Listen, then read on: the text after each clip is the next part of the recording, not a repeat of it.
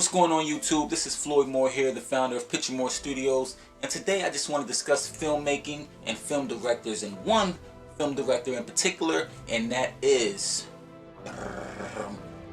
Christopher Nolan. You know, Christopher Nolan is one of my favorite directors because his mind just seems so brilliant. The way that he can tell a story in chronological order or not. He can go either way, and the way that he tells the story and the way that he wraps it up at the end is phenomenal. I mean, his twists at the end of his movies are phenomenal, and that's just me. That's personally me. I personally fell in love with The Dark Knight. That was actually one of the first movies and first skits ever that I've done in the past, and that was one that I uploaded on YouTube, and it was one of the Joker scenes when he entered Batman's party or whatever and interrupted everyone. It was one of those scenes, and that was the first scene that I ever shot and put up on YouTube. I took it down by now, but it was so inspiring, that movie, and the impact that movie had at that time was amazing enough for me to go ahead and say, hey, I want to buy me a camera and I want to paint my face in white. I forget what I used, but I actually did the whole scene. I played myself as the Joker and Batman, and it was amazing, well, at least to me, and that was a great experience. And from there, I have been following Christopher Nolan very strongly, and I went back to a lot of his older films and a lot of his short films from his beginnings. And one that I also fell in love with was actually, I think, his second short film was The Following, and that is an amazing short film. I can see why he got, he was launched from that, because that was an amazing story. The way it was written, the way that it was told, the pace of it, and even the soundtrack. And it wasn't a normal script. When I first seen it, I know it was something that I was just like, whoa. Especially, the last third act, how everything was just wrapping up, and he led himself, the main character led himself into this situation where he didn't see it coming at all. And that's kind of been the trend to a lot of Christopher Nolan movies. The ending is always a twist that you're not expecting, but the clues were always there throughout the film. And it's one of those things where you gotta go back and watch the film maybe 3 or 4 times to be like, oh, I didn't even get that. That made sense. Okay, now this makes sense. And then you start putting pieces together, but it's not after maybe 2 or 3 times you watch the movie and you're like, oh, okay, I can see that connection. That kind of makes sense now. And I forgot another movie that Christopher Nolan did, The Prestige, with Christian Bale and Hugh Jackman. Brilliant movie. Again, the twist at the end is just amazing. It's amazing to me how Christopher can do these things. Him and his brother do these research and do these movies and get a lot of these things accurate.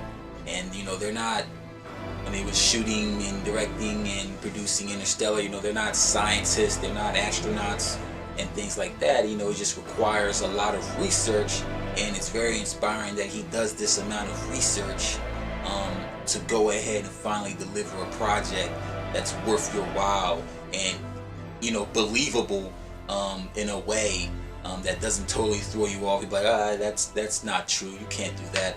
He makes it in a way that's believable and also entertaining enough to keep you engaged. And that's something that I, as an upcoming director and filmmaker, really is drawn to, keeping the audience engaged and also being a little mysterious about the projects that I pick and the projects that I want to do and want to write.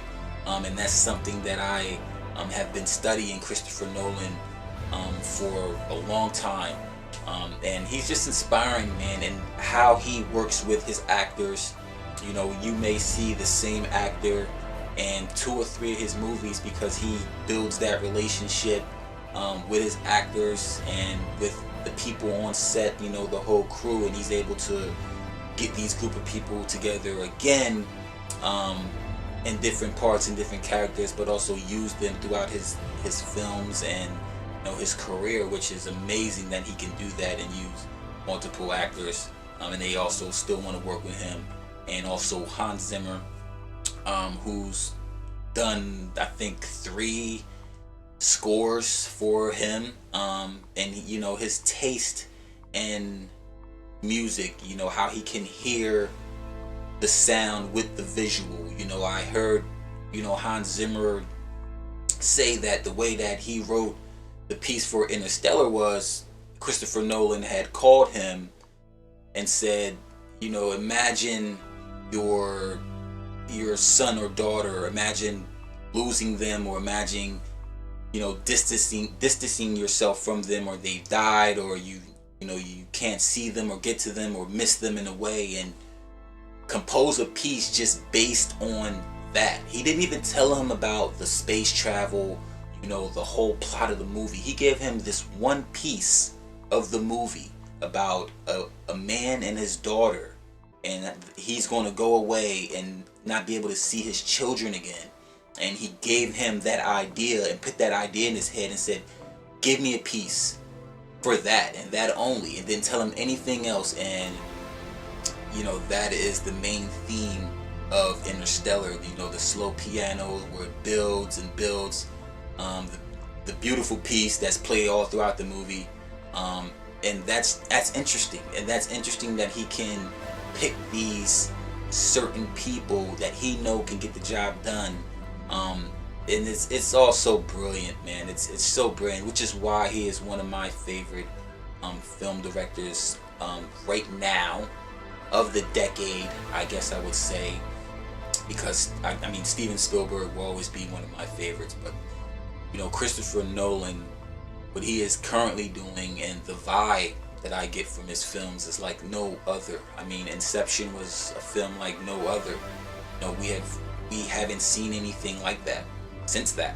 I mean, before that, but since that, we did see Doctor Strange a little bit. But before that, I mean, that story, a dream inside a dream inside a dream, how you can make that seem believable and possible and something that can actually happen. You know,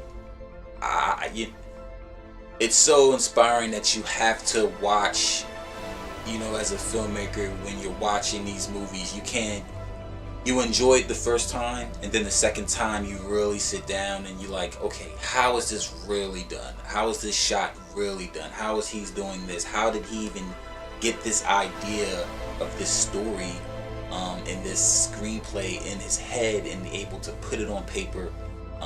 And that is amazing. I will praise Christopher Nolan until he does something that won't require a praise, but I doubt that.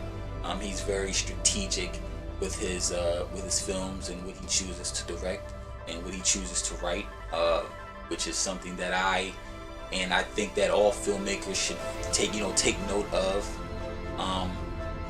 and just be inspired by your favorite directors. You know, watch them, watch their techniques, do your homework. You know, do your homework of who, you know, inspired them.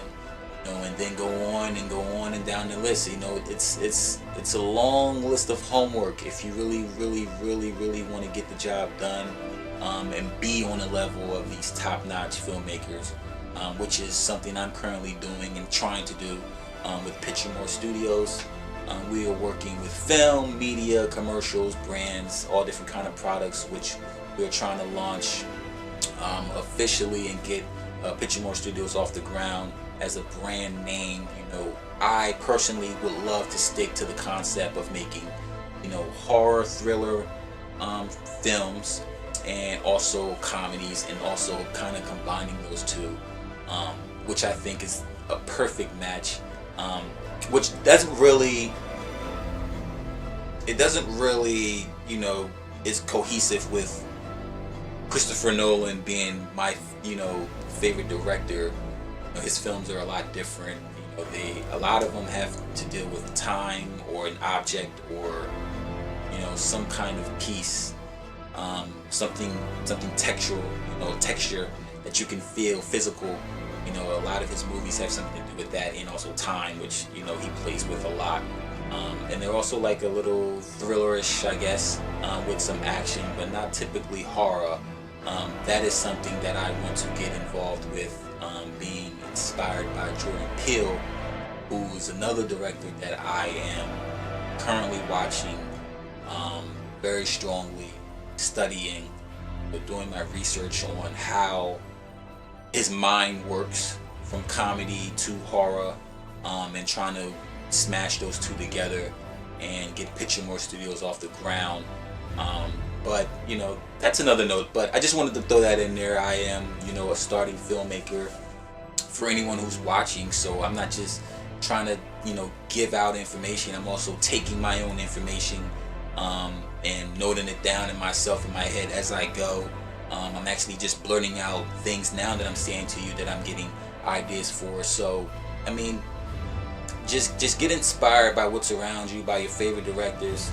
Like I said, Christopher Nolan, he's been one of my favorite directors for the last decade now, and I just get so inspired every time that I see something that he's done. I mean, it's always new, it's always innovative, it's always something that you're not expecting, and that's something that I definitely want to grow as a filmmaker. Is get good at placing objects in the film and throwing hints here and hints there, for a conclusion at the end that wraps up everything, and with a twist that you haven't seen coming. So that's one thing that I really take note of with Christopher Nolan, is how he writes, and how his